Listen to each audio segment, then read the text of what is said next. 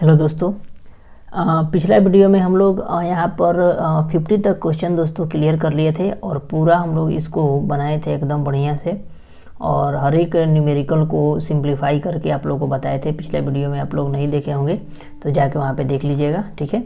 एकदम बढ़िया से सब बता दिया गया। उसके बाद हम लोग यहाँ पे 51 से फिर हम लोग कंटिन्यू करते हैं। देखिए, इसमें कह रहा है कि निम्नलिखित चित्र उत्तल लेंस से अपवर्तित 4 किरणों को दर्शाया गया है, इसमें से कौन सा गलत है। देखिए, अगर ऐसे क्वेश्चन आएगा ना तो हम लोग सबसे पहले समझिएगा कि कैसे ये गलत कौन सा हो जाएगा। इसका आंसर हम लोग का होगा 4 नंबर हो जाएगा, ठीक है। 4 नंबर, डी नंबर। देखिए क्यों होगा, देखिए हम आपको बता रहे हैं, समझिएगा। यहाँ से कभी भी जब किरण ये जो निकलता है, यहाँ से आता है, तो यहाँ से क्या होता है कि या तो इस सेंटर से गुजरेगा तो मुड़ेगा, या तो यहाँ से करके यहाँ से डायरेक्ट मतलब मुड़ जाता है यहाँ से, ठीक है। या देखिए यहाँ से सेंटर से आया है तो ये भी यहाँ से आया है, तो इस सेंटर से देखिए आके यहाँ पे गुजरा है, कोई दिक्कत नहीं है। लेकिन ये क्या हुआ है कि ये यहाँ से गया है, ठीक है, सेंटर से गया है, लेकिन मुड़ा कहाँ है, तो यहाँ से मुड़ा है। ये ऐसा नहीं होना चाहिए, ठीक है। अगर मुड़ना होता तो डायरेक्ट यहाँ से मुड़ जाता है, क्योंकि देखिए सघन माध्यम से विरल माध्यम में जाता है तब मुड़ता है, या विरल माध्यम से सघन माध्यम में आता है तब मुड़ता है। इसमें क्या किया गया है कि ये विरल माध्यम में ही मुड़ा दिया है इसको, तो ऐसा नहीं होता है, ठीक है। ये हमेशा याद रखिएगा। उसके बाद देखिए नेक्स्ट क्वेश्चन दे रहा है हम लोग का कि प्रकाश तरंग का उदाहरण है। तो प्रकाश तरंग का उदाहरण हम लोग का पराबैंगनिक तरंग जो होता है, प्रकाश तरंग का उदाहरण है। उसके बाद आगे कह रहा है कि दंत विशेषज्ञ किस दर्पण का उपयोग मरीजों के दांत का बड़ा प्रतिबिंब देखने के लिए करते हैं। तो आप लोगों को पता होगा दोस्तों कि कभी भी हम लोग को छोटा चीज़ से बड़ा बना के देखना हो तो अवतल दर्पण का प्रयोग करते हैं। ऑप्शन नंबर बी हो जाएगा। फिर कह रहा है कि कौन सा लेंस अपसारी लेंस भी कहलाता है। देखिए पिछले वीडियो में हम बताए थे, देखिएगा, ध्यान दीजिएगा यहाँ पे क्या कह रहा है। देखिए अपसारी लेंस कह रहा है, अगर अपसारी दर्पण कहता, ठीक है, अपसारी दर्पण कहता तो अपसारी दर्पण कहता तो वो होता है हम लोग का उत्तल दर्पण, लेकिन अपसारी अगर लेंस कहेगा तो ये अवतल दर्पण हो जाएगा, ठीक है। वही उसके बाद अभिसारी लेंस बोलेगा तो ये क्या होगा, अभिसारी लेंस तो उत्तल दर्पण होगा। इसको हमेशा याद रखिएगा, ठीक है। आइए फिर हम लोग देखते हैं नेक्स्ट क्वेश्चंस को। उसके बाद दोस्तों हम लोग यहाँ से फिर 56 नंबर क्वेश्चंस को देखते हैं। देखिए 56 नंबर क्वेश्चंस कह रहा है क्या कि एक प्रयोग में अवतल दर्पण द्वारा किसी बिंब का प्रतिबिंब एक पर्दे पर प्राप्त किया जाता है। दर्पण की फोकस दूरी को निर्धारित करने के लिए उपयोगकर्ता को मापने की ज़रूरत है। तो ए और बी दोनों को मान लीजिए कि किसी बिंब का प्रतिबिंब एक पर्दे पर प्राप्त किया जाता है, तो दर्पण के फोकस दूरी पर निर्धारित करने के लिए प्राप्तकर्ता को मापने की ज़रूरत है। ए और बी हो जाएगा, ए और बी दोनों। उसके बाद फिर कह रहा है नेक्स्ट क्वेश्चन हम लोग का कि गोलीय दर्पण के परावर्तक पृष्ठ की वृत्ताकार सीमा रेखा का व्यास कहलाता है। व्यास कहलाता है क्या हो जाएगा हम लोग का, गोलीय दर्पण के द्वारा जो होता है, गोलीय दर्पण का द्वारा कहलाता है व्यास जो है। उसके बाद नेक्स्ट क्वेश्चन कह रहा है कि निम्नलिखित में से कौन सा उत्तल दर्पण की फोकस दूरी है जिसकी वक्रता त्रिज्या 32 है। तो वक्रता त्रिज्या 32 है तो फोकस दूरी हो जाएगा हम लोग का क्या चीज़, हम लोग 32/2 कर देंगे तो कितना आ जाएगा, 16 आ जाएगा, ठीक है। फिर आइए नेक्स्ट क्वेश्चन हम लोग देखते हैं। 58 नंबर कह रहा है कि यदि किसी बिंब का प्रतिबिंब का आवर्धन ऋणात्मक हो तो प्रतिबिंब का प्रकृति कैसा होगा। तो वास्तविक और उल्टा होता है, ठीक है, वास्तविक और उल्टा होता है। फिर नेक्स्ट क्वेश्चन हम लोग का कि गोलीय दर्पण का परावर्तक पृष्ठ वक्रीय हो तो गोलीय दर्पण का परावर्तक पृष्ठ जो है अगर वक्रीय है तो वह अंदर या बाहर की ओर, गोलीय दर्पण का परावर्तक पृष्ठ वक्रीय हो सकता है अंदर या बाहर, ठीक है, अंदर या बाहर की ओर हो सकता है। हम लोग देखे थे कि समतल दर्पण में उत्तल दर्पण में जाते हैं तो क्या होता है, उभरा होता है, और क्या होता है अवतल दर्पण में क्या होता है, यह अंदर की तरफ होता है, ठीक है।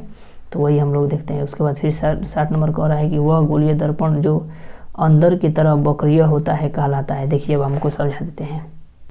देखिए यहाँ पे कह रहा है कि गोलीय दर्पण जो अंदर की तरफ वक्रीय हो, तो उसका क्या होगा। तो देखिए यहाँ पे हम आप लोग को बता देते हैं। देखिए अगर ऐसे रहेगा, ठीक है, ऐसे रहेगा मतलब इधर कलई किया हुआ रहेगा, इसको क्या बोलते हैं, कलई किया हुआ, मतलब इधर रंग हम लोग चढ़ाते हैं, ठीक है, रंग चढ़ाते हैं इधर, तो इधर से हम लोग देखते हैं, मतलब इधर साइड से हम लोग देखते हैं कोई भी चीज़ को, ठीक है। तो ये हम लोग का हो जाएगा उत्तल दर्पण, क्या हो जाएगा, उत्तल दर्पण, समझिएगा बढ़िया से।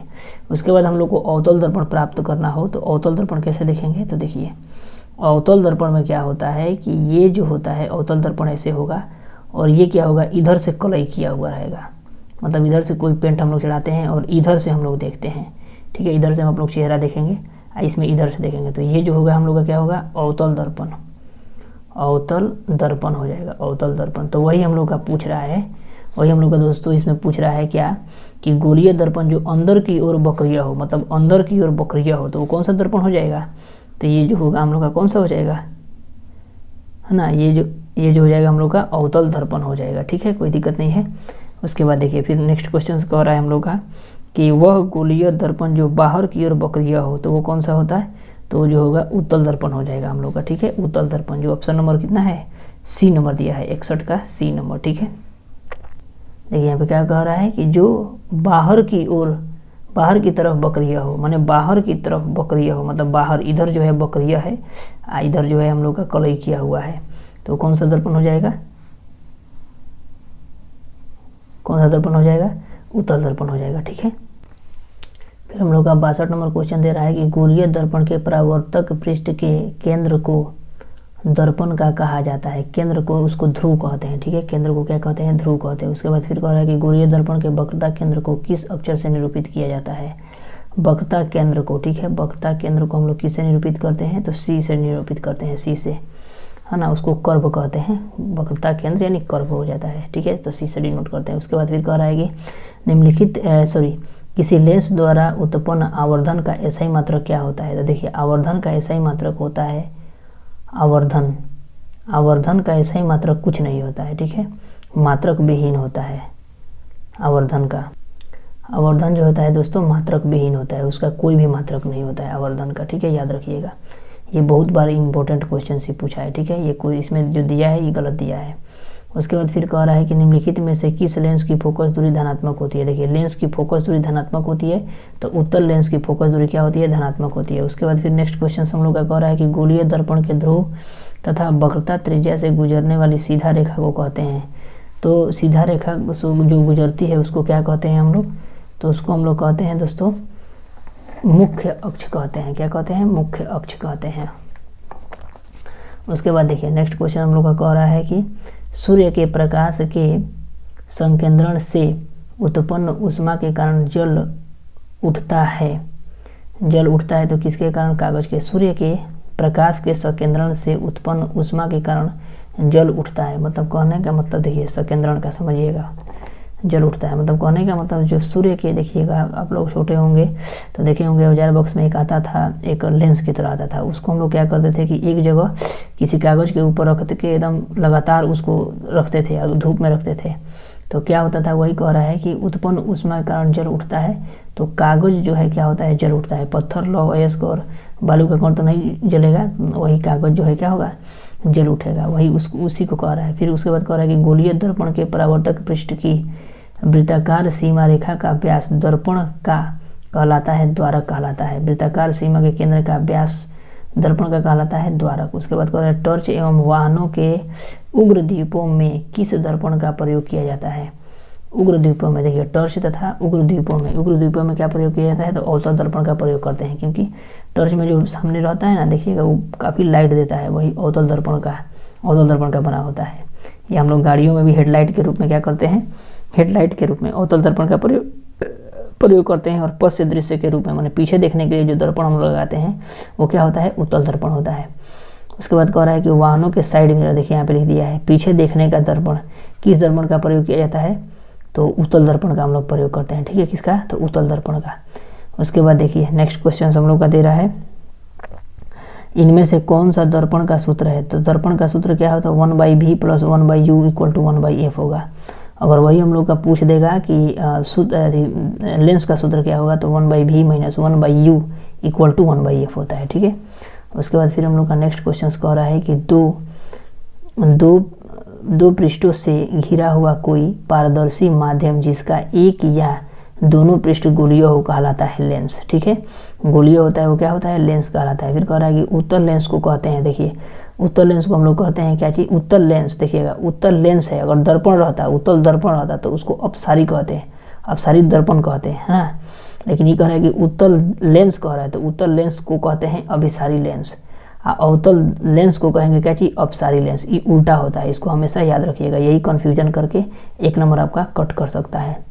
तो उत्तल दर्पण को हम लोग उत्तल लेंस, देखिए उत्तल दर्पण अगर आएगा, उत्तल दर्पण आएगा, ठीक है, उत्तल दर्पण आएगा तो हम लोग कहते हैं उसको उत्तल दर्पण आएगा तो उसको हम कहेंगे क्या चीज़, अपसारी लेंस। लेकिन उत्तल लेंस आएगा तो उसे अभिसारी लेंस कहेंगे। तो इसका आंसर हम लोग का क्या होगा, ए आंसर हो जाएगा हम लोग का, ठीक है। उसके बाद देखिए फिर कह रहा है कि लेंस के कितने वक्रता केंद्र होते हैं। तो लेंस के वक्रता केंद्र कितने होते हैं, 2 होते हैं, ठीक है। उसके बाद फिर कह रहा है लेंस के केंद्रीय बिंदु को कहते हैं, तो लेंस के केंद्रीय बिंदु को प्रकाशीय केंद्र कहते हैं। फिर कह रहा है नेक्स्ट क्वेश्चन हम लोग का कि जब किसी लेंस पर समांतर किरणें आपतित होती है तो क्या होता है। जब किसी लेंस पर समांतर किरणें आपतित होती है तो क्या होता है। तो देखिए कागज सुलगने लगती है और धुआं उत्पन्न होने लगता है, ए यानी बी दोनों होगा। वही हम बोले आपको कि जो लेंस होता है ना उसको एक जगह रखते हैं तो किरण जो होता है क्या होता है, एकदम अभिसारी होता है, मतलब एक जगह एकत्रित होता है, जिसकी वजह से क्या होता है, कागज सुलगने लगता है और धुआं उत्पन्न होने लगता है। फिर कह रहा है कि लेंस में कितने फोकस होते हैं। तो 2 फोकस लेंस होते हैं। लेंस में कितने फोकस होते हैं, तो 2 होते हैं। उसके बाद कह रहा है लेंस की क्षमता का ऐसा ही मात्रक क्या होता है। तो लेंस के क्षमता का ऐसा ही मात्रक क्या होता है, डायोप्टर होता है। आवर्धन का कोई मात्रक नहीं होता है, हमेशा याद रखिएगा, आवर्धन का कोई मात्रक नहीं होता है। और लेंस की क्षमता का मात्रक क्या होता है, डायोप्टर। ये बहुत इंपॉर्टेंट है दोस्तों। आइए फिर हम लोग देखते हैं नेक्स्ट क्वेश्चंस को। देखिए उत्तल लेंस की क्षमता होती है, देखिए उत्तल लेंस की क्षमता हमेशा क्या होती है, धनात्मक होती है, इसको याद रखिएगा। अवतल लेंस की क्षमता क्या होती है, ऋणात्मक होती है। उत्तल की धनात्मक और अवतल की ऋणात्मक। अवतल समझिएगा, आपको याद रखने के लिए हम तरीका बताते हैं, कभी भी भूलिएगा नहीं। देखिए अवतल, वो आ रहा है, वो आता है ना, तो देखिएगा घटाव में भी वो आता है, तो घटाव माने घटाना, तो घटाव में घटाना तो ये ऋणात्मक हो जाएगा। उत्तल दर्पण का याद रखिएगा, उत्तल लेंस का धनात्मक, ठीक है, ऐसे याद करिएगा तो कभी भूलिएगा नहीं। उसके बाद देखिए कह रहा है कि प्रकाश गमन करता है, तो प्रकाश एकदम सीधी रेखा में गमन करता है, ठीक है। उसके बाद फिर कह रहा है कि एक अवतल दर्पण की फोकस दूरी 20 सेंटीमीटर है, एक वस्तु दर्पण के ध्रुव से 30 सेंटीमीटर की दूरी पर रखी गई है, तो प्रतिबिंब कहाँ बनेगा। ये सब क्वेश्चंस को दोस्तों आप न्यूमेरिकल हम बताएंगे दूसरे जगह, ठीक है, यहाँ पे बताएंगे, बहुत लेंदी हो जाएगा वीडियो। देखिए अभी 12 मिनट का ही हो गया, अभी हम लोग को जाना है यहाँ पर, थोड़ा सा लॉन्ग हो जा रहा है इसलिए हम नहीं बता पाएंगे यहाँ पे। तो यहाँ पे कितना हो जाएगा, ये दर्पण से 60 डिग्री की दूरी पर वस्तु की ओर बनेगा। उसके बाद फिर नेक्स्ट क्वेश्चन कह रहा है हम लोग का, किसी अवतल दर्पण के सामने 30 सेंटीमीटर की दूरी पर स्थित वस्तु का प्रतिबिंब दर्पण के पीछे 40 सेंटीमीटर पर बनता है, तो दर्पण की फोकस दूरी क्या हो जाएगी। तो दर्पण की फोकस दूरी क्या हो जाएगी, 120 हो जाएगी, ठीक है। ये पूछ रहा है, वो फार्मूला पर रखिएगा ना तो हो जाएगा सिंपली। देखिए सिंपली हम बता देते हैं। देखिए यहाँ पे दर्पण के सामने कह रहा है ना, दर्पण के सामने इतना सेंटीमीटर की दूरी पर स्थित वस्तु का प्रतिबिंब उसके पीछे बनता है, यानी इतना सेंटीमीटर, इतना जो मीटर दे रहा है सेंटीमीटर, ये वस्तु का हो जाएगा और ये प्रतिबिंब हो जाएगा, यानी यू हो जाएगा, ये भी हो जाएगा, एफ निकाल लीजिएगा। फोकस दूरी पूछ रहा है, निकाल सकते हैं आप लोग, फार्मूला रखिएगा तुरंत निकल जाएगा। उसके बाद फिर कह रहा है कि गोलीय दर्पण की वक्रता त्रिज्या 20 सेंटीमीटर है, तो उसकी फोकस दूरी कितनी हो जाएगी। 20 सेंटीमीटर है तो फोकस दूरी तो एफ बराबर क्या होता है, एफ बराबर हम लोग लिखा हो जाएगा r/2, तो करिएगा तो कितना हो जाएगा 10 सेंटीमीटर, ठीक है। उसके बाद फिर कह रहा है नेक्स्ट क्वेश्चन कह रहा है कि जिस वस्तु से प्रकाश निकलता है उसे कहा जाता है क्या चीज़, प्रतिदीप्त क्या चीज़, प्रतिमान वस्तु हो जाएगा, या प्रकाशीय स्रोत हो जाएगा। मतलब प्रकाश जिसे निकलता है वो क्या होता है, प्रकाश का स्रोत होता है ना, प्रकाशीय स्रोत हो जाएगा। उसके बाद फिर कह रहा है कि प्रकाश के किरणों के समूह को क्या कहते हैं, तो प्रकाश के किरणों के समूह को किरण पुंज कहते हैं। उसके बाद फिर नेक्स्ट क्वेश्चन कह रहा है हम लोग का कि कितना नंबर है ये 87, प्रकाश के किरणों का पथ दर्शाने वाले चित्रों को कहा जाता है। प्रकाश के किरणों का पथ दर्शाने वाले को हम लोग क्या कहते हैं, तो किरण किरण आरेख कहते हैं। उसके बाद फिर कह रहा है कि आवर्धन का ऐसा ही मात्रक क्या होता है, तो आवर्धन का ऐसा ही मात्रक हम लोग का क्या होता है, आवर्धन का ऐसा ही मात्रक जो होता है इनमें से कोई नहीं, हम आपको बताए हैं आवर्धन का मात्रक नहीं होता है, ठीक है, आवर्धन का कोई भी मात्रक नहीं होता है। मीटर जो भी दिया रहेगा उसमें आवर्धन का मात्रक होता ही नहीं है। लेंस की क्षमता का मात्रक क्या होता है, तो डायोप्टर होता है, इसको हमेशा याद रखिएगा। फिर कह रहा है कि उत्तल दर्पण के सामने एक वस्तु को रखा जाता है जिसकी प्रतिबिंब का प्रकृति कैसा होगा। देखिए इसका प्रतिबिंब का क्या होगा, तो काल्पनिक बनेगा, कभी भी क्या होगा, काल्पनिक बनेगा इसका, काल्पनिक। उसके बाद फिर कह रहा है कि किसी लेंस की क्षमता -2D है तो इसकी फोकस दूरी क्या हो जाएगी, ठीक है। तो इस सब सिंपल क्वेश्चन से आप लोग बना लीजिएगा, लेकिन ये क्वेश्चन में बहुत प्रॉब्लम होता होगा आप लोगों को। देखिएगा यहाँ पे इसको बता देते हैं, सिंपल सा क्वेश्चन है। देखिए यहाँ पे ये वाला जो होता है हम लोग जानते हैं कि P = क्या होता है, 1/F होता है ना। तो देखिए हम लोग का क्षमता डायरेक्ट दे दिया है, तो -2 दे दिया है, हम लोग को क्या निकालना है, F निकालना है, बराबर 1/F। तो F बराबर क्या हो जाएगा, 1/-2 हो जाएगा। तो इसको क्या करेंगे हम लोग, देखिए सेंटीमीटर में हमको ले जाना होगा चाहे मीटर में। तो हम लोग क्या करेंगे कि इसको हम लोग मीटर में ही ले जाते हैं, ठीक है। तो 2 से भाग देंगे, यहाँ पे 0.5 हो जाएगा, यहाँ पे 0 करेंगे तो 0.5 यानी माइनस का हो जाएगा हम लोग का, माइनस का 0.5 मीटर हो जाएगा, मीटर में आएगा, ठीक है। क्योंकि ये वाला मीटर का होता है और यहाँ पे 100 देते हैं, क्या सेंटीमीटर का होता है, तो सेंटीमीटर तो होगा नहीं। पिछला वीडियो में हम बताए हैं, बढ़िया से उसको भी समझ लीजिएगा, पूरा हम बता दिए उसको। फिर कह रहा है यहाँ पे क्वेश्चन कि निम्नलिखित में से किसका अपवर्तनांक सबसे अधिक होता है। तो अपवर्तनांक सबसे अधिक किसका होता है, तो सबसे अधिक अपवर्तनांक होगा हम लोग का किसका, तो D नंबर का, ठीक है। हीरा का अपवर्तनांक सबसे अधिक होता है, हीरा का अपवर्तनांक क्या होता है, सबसे अधिक होता है। फिर कह रहा है निम्नलिखित में से किस लेंस को अभिसारी लेंस कहते हैं। देखिए अभिसारी लेंस कहते हैं तो उत्तल लेंस को, है ना, अभिसारी। या वही अभिसारी दर्पण अगर कहेगा तो किसको कहेंगे, अवतल दर्पण को कहेंगे, इसको याद रखिएगा।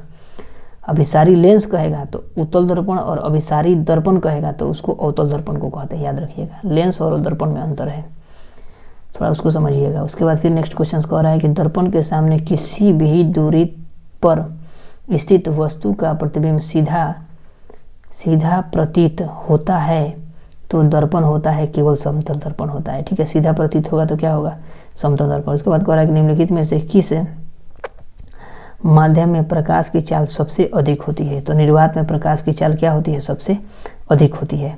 तो इस तरह दोस्तों आज हम लोग ये वाला चैप्टर को कंप्लीट किए हम लोग, ठीक है, दर्पण वाला चैप्टर कंप्लीट किए। अब नेक्स्ट वीडियो में हम लोग इसको समझेंगे, मानव नेत्र तथा रंग बिरंगा संसार। ये वाला क्वेश्चंस को हम लोग एकदम सिंपल वे में पूरा समझते जाएंगे, और जो भी न्यूमेरिकल होगा न्यूमेरिकल को बनाते हम चलेंगे, ठीक है दोस्तों। चैनल पर नए होंगे तो चैनल को सब्सक्राइब करिएगा और ज़्यादा से ज़्यादा शेयर करिएगा दोस्तों। आप लोगों के लिए हर एक चीज़ बढ़िया से पढ़ाया जा रहा है, जिससे आप लोगों को बहुत ही सहूलियत मिले। इस पर ट्रिग्नोमेट्री का हर एक चीज़ को पढ़ा दिया गया है, आप लोग जाके इसमें देख सकते हैं इस चैनल पे, ठीक है दोस्तों।